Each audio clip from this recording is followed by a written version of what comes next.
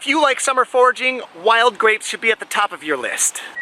The number one most important thing when you're finding grapes is if you're not near a body of water, you're looking in the wrong spot. Flowing bodies of water like rivers and streams are best, but I have found them next to ponds and lakes before. Here in South Dakota, the berries ripen in mid-August. And when they ripen, are they delicious. Wild grapes are a vining plant that will grow on other trees, and it will sometimes take over the canopy with their big heart-shaped leaves. The leaves have large teeth along the edges, and the vine itself is a reddish color. The berries grow in big clusters of purple and greenish berries when they're not yet ripe. Wild grapes have lots of seeds inside them, which are totally edible.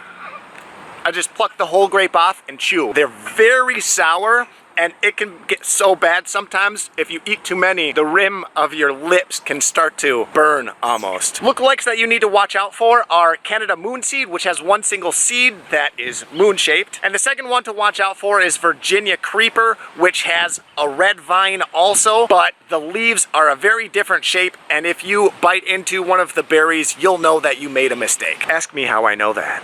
If you don't have this book, go out and buy it. I'm definitely not sponsored. But I highly recommend this book because almost every berry that I've found from Minnesota all the way to Colorado has been in this book. It is an incredible field guide.